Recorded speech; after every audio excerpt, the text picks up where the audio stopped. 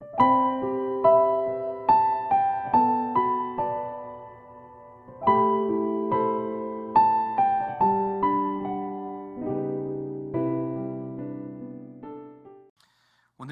로마서 12장 4절에서 8절을 본문으로 나는 예수님의 몸입니다 라는 제목으로 은혜의 말씀을 함께 나누려고 합니다. 혹시 로마서가 왜 쓰여졌는지, 어떤 이유 때문에 쓰여졌는지 아십니까? 로마서에 쓰여진 목적을 이해하기 위해서는 먼저 로마 제국의 역사의 한 부분을 살펴보아야 합니다. 로마 제국의 3대 황제의 이름은 칼리굴라라는 황제인데요, 이 칼리굴라 황제는 집권 초기에 로마인들에게 큰 사랑을 받는 아주 유명하고 잘생긴 그런 황제였습니다.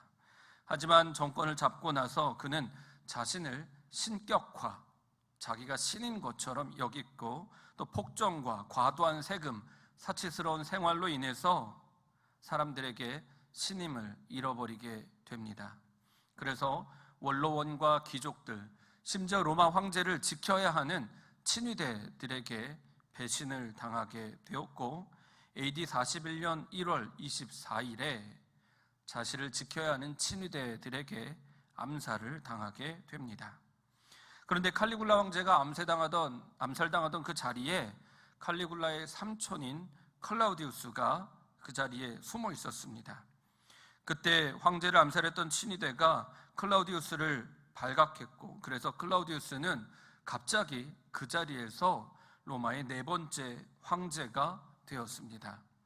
사실 클라우디우스는 소아마비 장애를 가지고 있었기 때문에 겉모습이 그렇게 좋지 않은지라 정치와는 거리가 먼 인물이었습니다. 하지만 갑자기 황제가 되었고, 클라우디우스는 단숨에 로마의 모든 권력을 장악한 다음에 로마를 집권하였습니다. AD 49년에 로마에 커다란 소동이 일어났습니다. 그 소동의 주인공들은 바로 로마에 살고 있는 유대인들이었습니다. 유대인들이 두 패로 갈라졌습니다. 예수님을 그리스도 메시아라 믿는 유대 그리스도인들과 예수님을 인정하지 않는 유대인들이 서로 다툼이 일어난 것입니다. 그런데 그 다툼이 매우 컸던지라 클라우디우스 황제는 이 소동을 잠재우기 위해서 모든 유대인들을 로마에서 추방하는 로마 추방령을 내렸습니다. 이 일로 인해서 로마 교회는 큰 위기에 처하게 됩니다. 왜냐하면 로마의 추방령이 선포되기 전에 로마 교회는 유대 그리스도인들 중심으로 예배가 이루어졌기 때문입니다. 그들의 예배 방식이나 율법을 지키는 것, 그들의 생활 방식, 모든 것들이 유대 그리스도인들 중심으로 되어 있었고, 당시 이방인 그리스도인들은 로마 교회 내에서 아무런 영향력이 없었습니다. 그런데 하루아침에 로마 교회를 주관하는 모든 유대인들이 교회에 나오지 않게 된 것입니다. 그럼 로마 교회는 어떻게 됐겠습니까? 예배를 멈추고 로마 교회는 문을 닫아야 했을까요? 그런데요, 이방인 그리스도인들이 오히려 유대 그리스도인들이 없으니까 더 예배를 잘 드리려고 많은 노력을 했습니다. 예배 방식도 어설프고, 어떻게 예배를 드려야 하는지, 어떻게 말씀을 나눠야 하는지, 조직은 또 어떻게 세워야 되는지 몹시 혼란스러웠지만, 시간이 지날수록 로마 교회가 유대 그리스도인 중심에서 이방인 그리스도인들 중심으로 정착되고 안정화되었습니다. 처음에는 한 달 정도 지나면 유대 그리스도인들이 돌아오겠거니 했는데요, 한 달이 지나도, 2달이 지나도, 6개월이 지나도 돌아오지 않았습니다. 그리고 그 해가 무려 5년이라는 시간이 지났습니다. 이 말인즉 5년 동안 로마 교회가 유대 그리스도인 중심에서 이방인 중심으로 완전히 변화되었다는 것입니다. 그 전까지 지키던 예배의 방식이나 할례, 율법의 준수, 음식 규정 등등 모든 방식이 이제는 이방인 중심으로 정착된 것입니다. 그렇게 5년의 세월이 지난 후에 클라우디우스 황제가 죽었습니다. 그리고 로마의 모든 유대인들이 들어오지 못한다는 유대인 추방령도 완전히 사라지게 됐습니다. 왜냐하면요, 로마에는 그런 법이 있습니다. 어떤 황제가 법을 만들면 그 법이 유지가 되고 선포가 되는데, 그 법을 만든 황제가 죽으면 그 황제가 만든 법도 같이 없어지게 되는 것입니다. 그러니까 로마 추방령의 법을 만든 클라우디우스 황제가 죽었으니 그가 만든 법도 같이 폐지된 것입니다. 그래서 네로가 황제가 되었을 때 유대인들이 다시 로마 교회로 돌아오게 됩니다.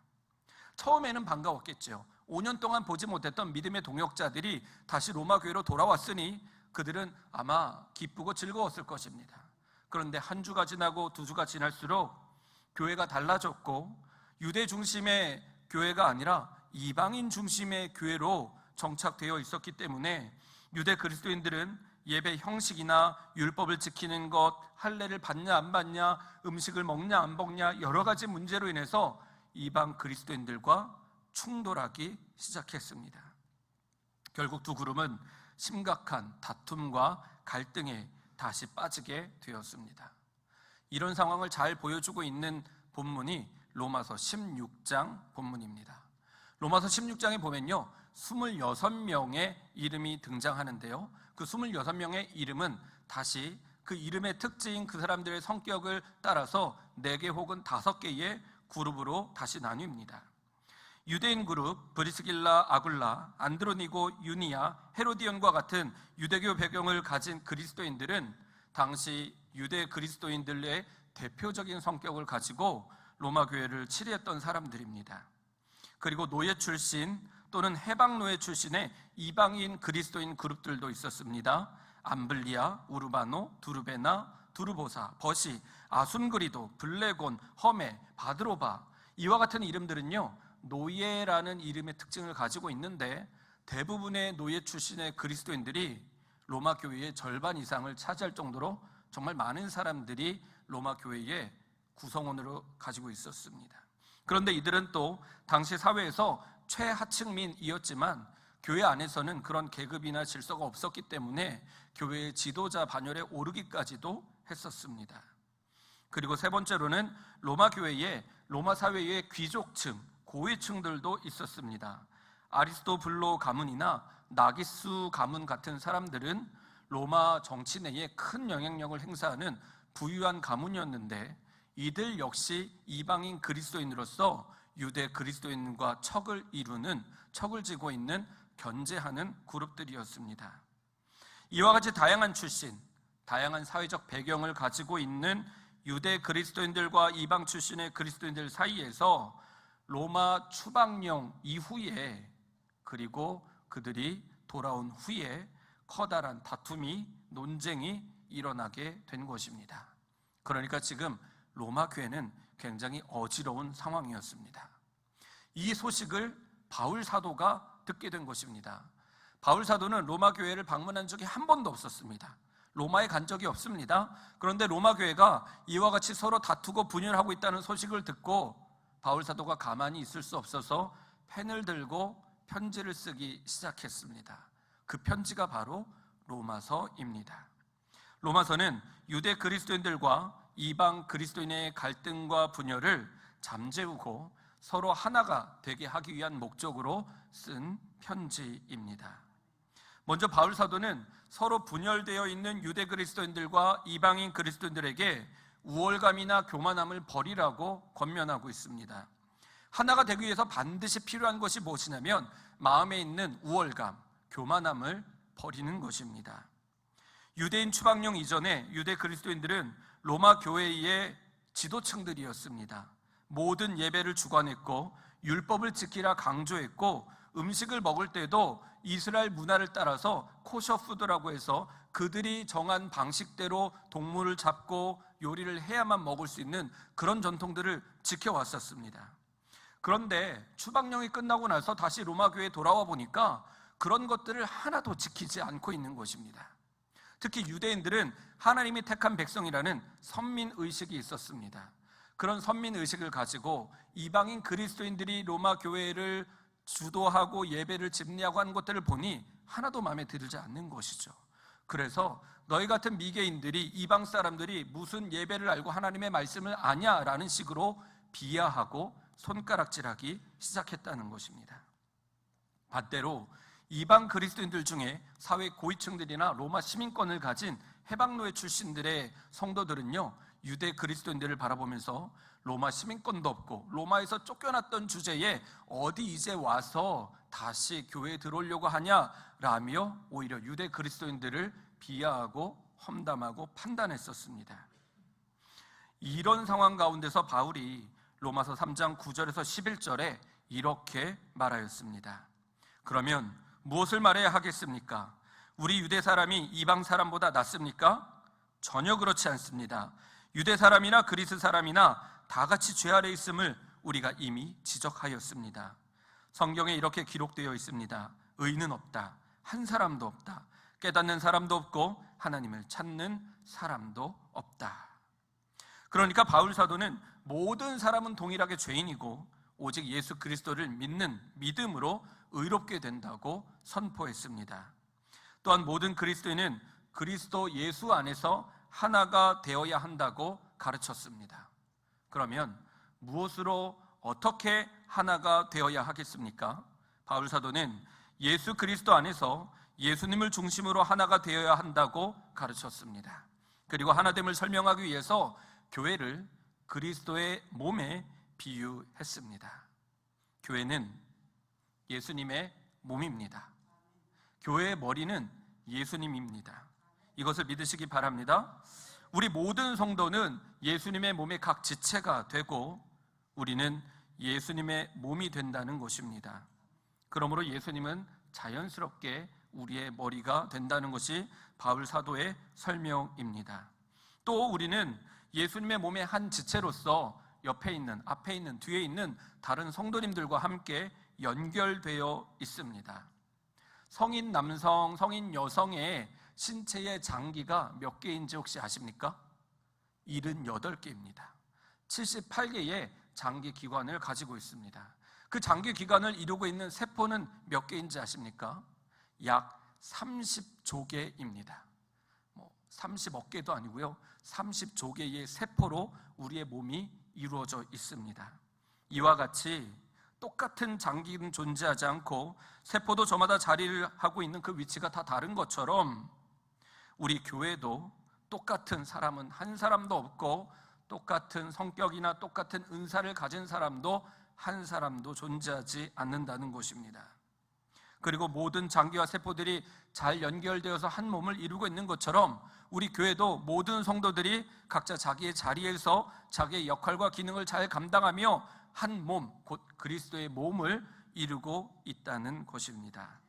이처럼 교회는 서로 다름을 인정하고 나와 다른 사람이 다르다는 것을 마음으로 받아들이면서 나와 다른 사람을 칭찬하고 높여줄 때, 그리고 내가 우리 교회에 꼭 필요한 사람인 것처럼 내 옆에 있는, 내 뒤에 있는 우리 집사님, 장로님, 권사님 모든 성도님들이 우리 교회에 반드시 필요한 아주 소중한 분이라는 것을 인정할 때 우리는 예수님을 중심으로 온전히 하나가 될 수 있습니다. 우리의 몸을 이루고 있는 각 지체들의 하는 일들은요, 그 기능이나 그 역할이 다 다릅니다. 마찬가지로 여러분이 가지고 있는 은사나 성품이나 모든 것들도 다 다르다는 것입니다. 눈과 귀의 역할이 다르고 코와 입의 역할이 다르며 손과 발의 역할이 다르듯이 여러분 모두의 은사, 기능, 역할 다 다르다는 것입니다. 이것을 알고서 우리가 교회에서 신앙생활을 할 때에 우리는 한 몸을 이룬 그리스도의 몸으로서 하나님을 기쁘시게 할 수 있습니다. 이것을 여러분 마음 가운데 잘 새기시기를 바랍니다.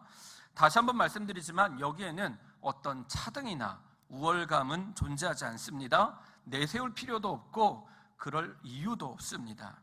바울 사도는 고린도전서 12장에서 이렇게 가르쳤습니다. 몸은 하나의 지체로 되어 있는 것이 아니라 여러 지체로 되어 있습니다. 그러므로 눈이 손에게 말하기를 너는 내게 쓸데가 없다 할 수 없고 머리가 발에게 말하기를 너는 내게 쓸데가 없다 할 수 없습니다. 그래서 몸에 분열이 생기지 않게 하시고 지체들이 서로 같이 걱정하게 하셨습니다.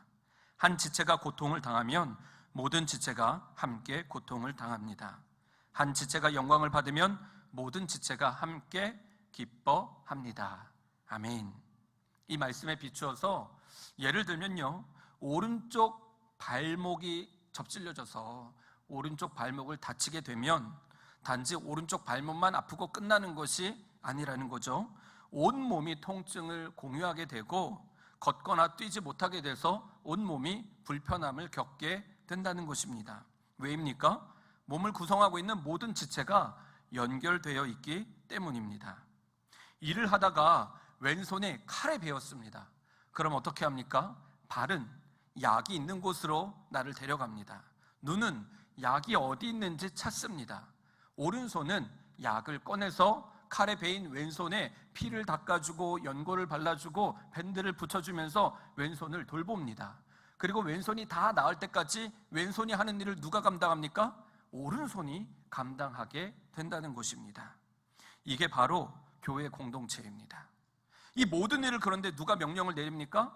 왼손이 다쳤을 때 가서 약을 찾고 약을 찾아서 손을 치료해주는 이 모든 명령은 손이 명령을 내리는 것입니까? 아니면 심장이 명령을 내리는 것입니까? 그렇지 않습니다.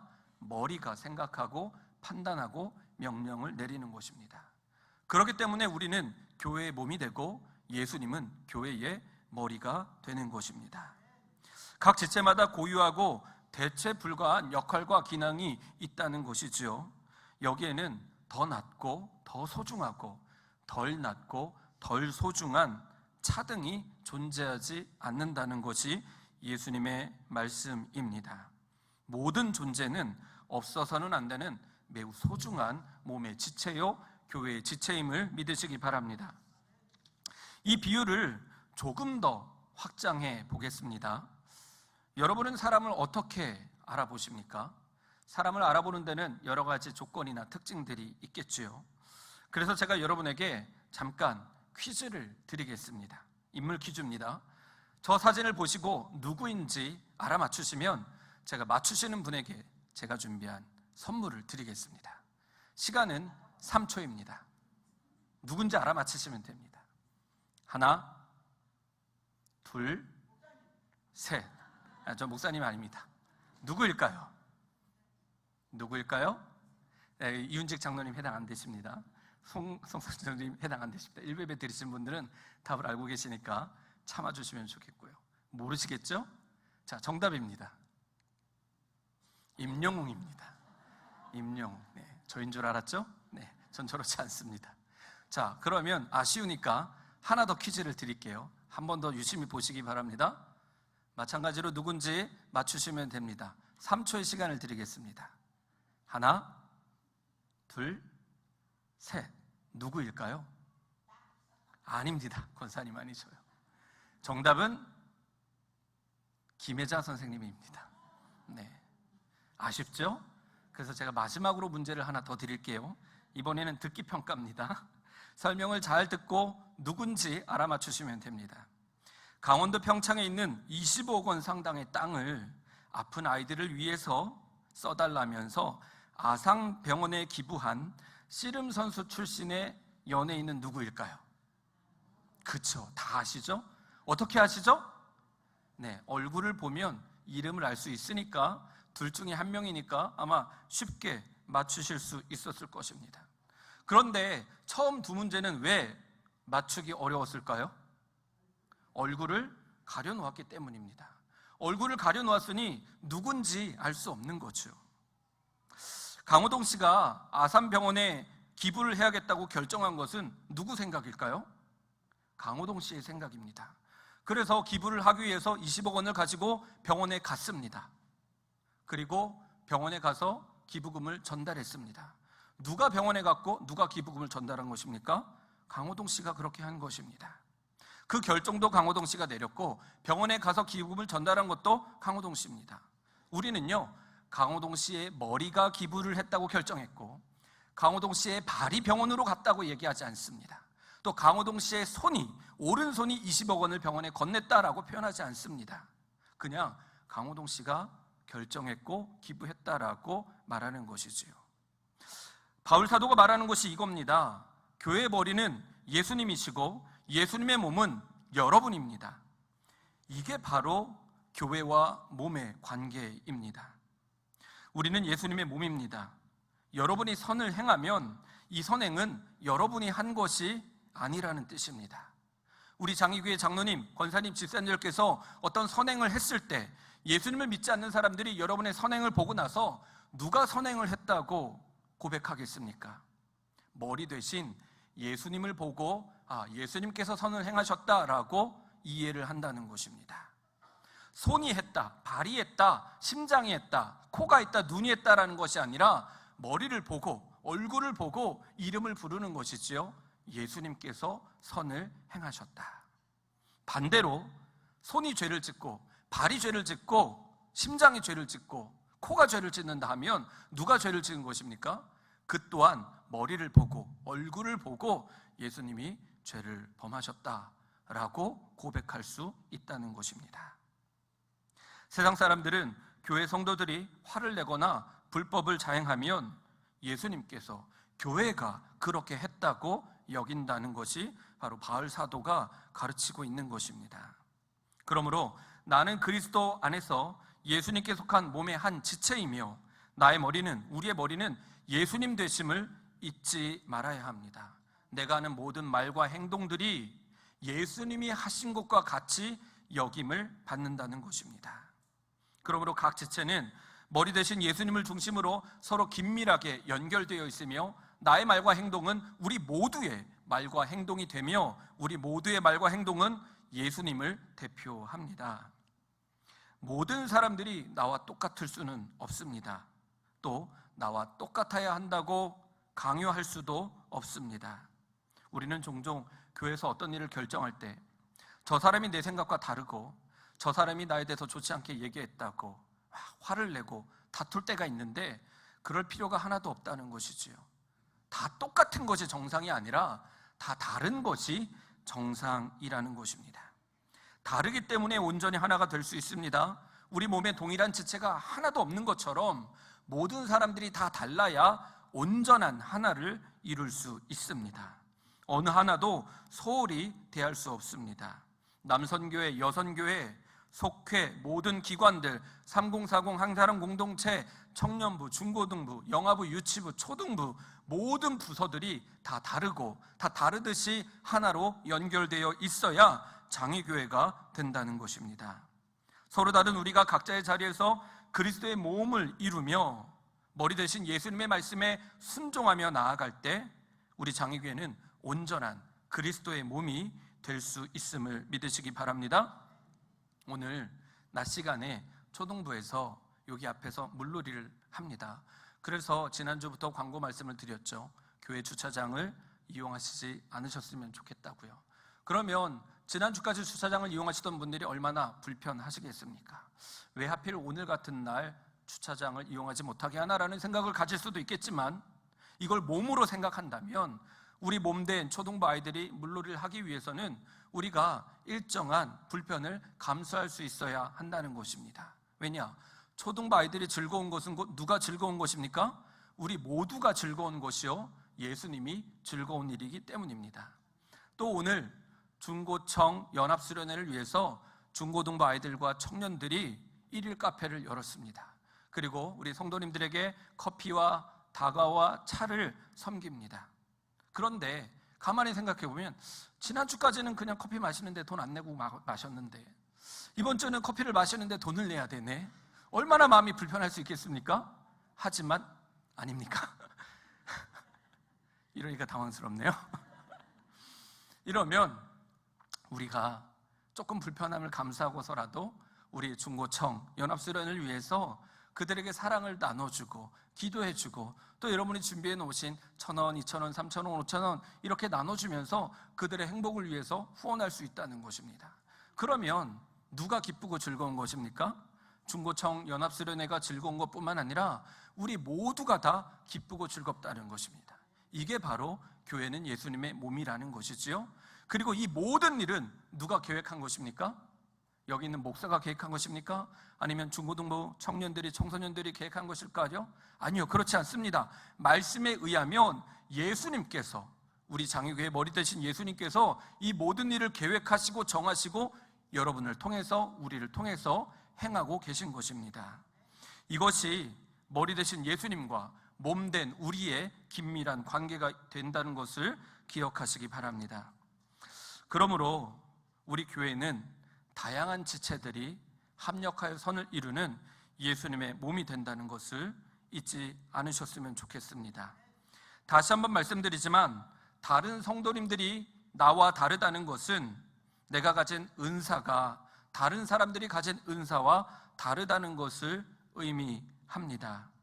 바울은 오늘 본문 6절, 7절, 8절에서 내가 다른 사람들과 다르다라는 것을 다양한 은사로 설명했습니다. 특별히 7가지 대표적인 은사에 대해서 설명을 했는데요. 첫 번째는 예언의 은사입니다. 예언의 은사는 단지 앞으로 일어날 일들에 대해서 말하는 것이 아니라 하나님께서 특정한 사람에게 하나님의 말씀을 주시면 그 말씀을 대언하는 것, 대신 말하는 것을 예언의 은사라고 합니다. 우리 성도님들 가운데 이런 예언의 은사를 가지신 분이 있기를 소망합니다.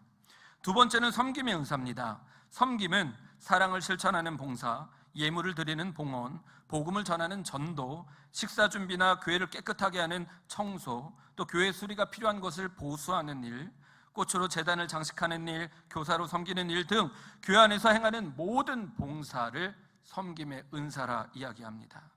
세 번째는 가르침의 은사입니다. 가르침의 은사는 예수님의 말씀을 잘 설명해 주는 일입니다. 특별히 예수님을 이제 막 믿기 시작한 새 가족들에게 예수님의 말씀을 올바로 이해하고 말씀대로 살아갈 수 있도록 돕는 일이 가르침의 은사입니다. 넷째는 권면의 은사입니다. 예수님의 사랑으로 신앙이 약한 사람들을 격려하여서 그리스도 안에서 삶의 기쁨을 회복하게 하는 데에 권면의 은사가 필요합니다. 다섯 번째는 나눔의 은사입니다. 나눔이란 내가 가진 것을 아무 대가를 바라지 않고 필요한 사람들에게 나눠주는 것입니다. 그리고 여섯 번째는 지도의 은사입니다. 다른 사람들이 예수님을 잘 믿을 수 있도록 예수님께로 나아갈 수 있도록 지도하고 가르쳐주고 이끄는 일이 지도의 은사입니다. 그리고 마지막으로 긍휼의 은사는 사랑에 가득 찬 온유함으로 다른 사람들을 친절하게 대하는 것이 긍휼의 은사입니다. 이 7가지 은사를 설명하면서 로마 교회가 여러 파로 갈라져서 다투고 싸울 것이 아니라 이렇게 다양한 사람들이 모여있는 것은 곧 이와 같은 다양한 은사가 나타나게 하시기 위한 하나님의 뜻이라는 것이지요.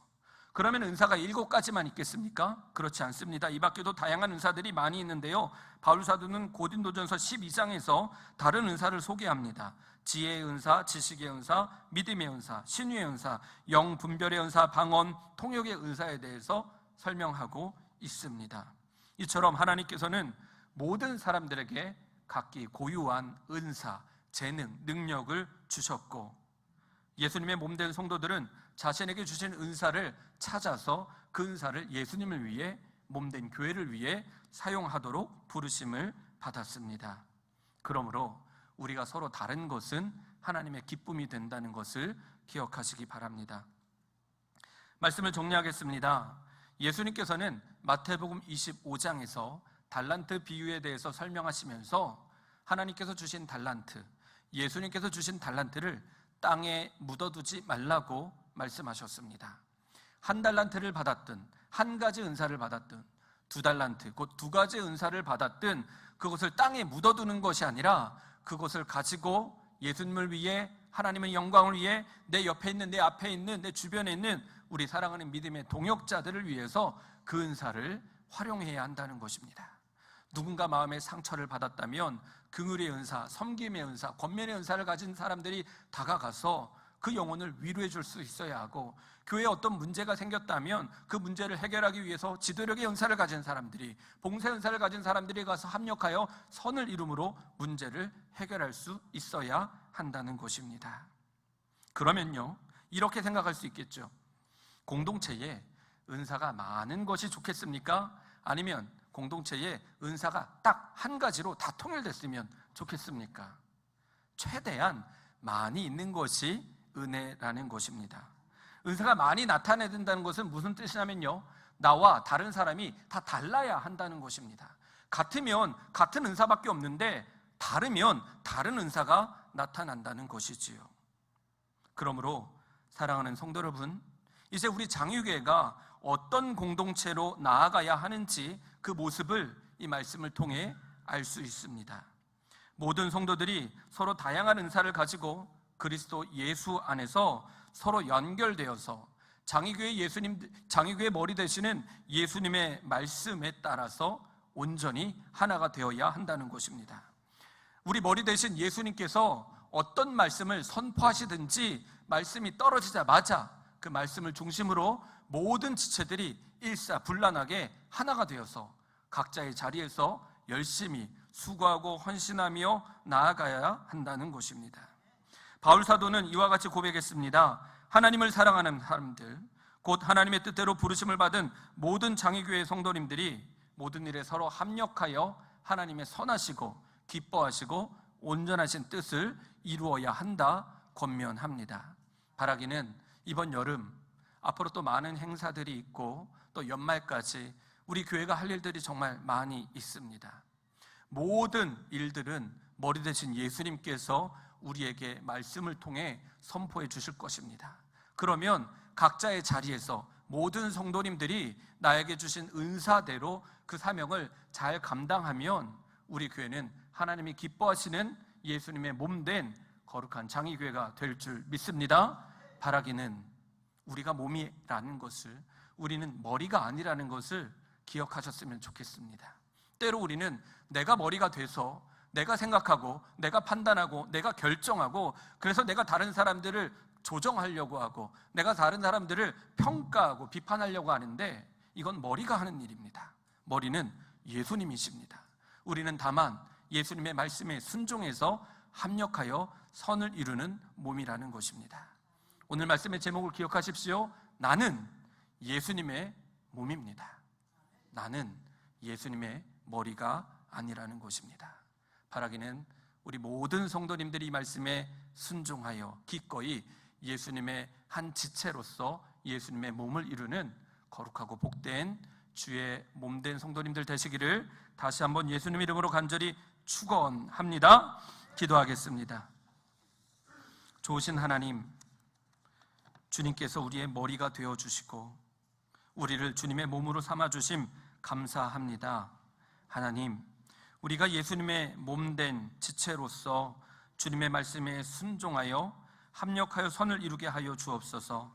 나와 다른 사람들, 나와 생각이 다른 사람들을 인정하고 높여주고 존경하는 마음을 주시고 합력하여 선을 이룰 때에 우리 안에 기쁨이 충만하게 하여 주옵소서. 세상 사람들이 하나된 장의교회를 바라보면서 기뻐하고 즐거워하고 부러워하게 해주시고 더 많은 지체들이 우리 장의교회에 와서 하나의 몸된 교회 공동체를 이루는 은혜도 더하여 주옵소서.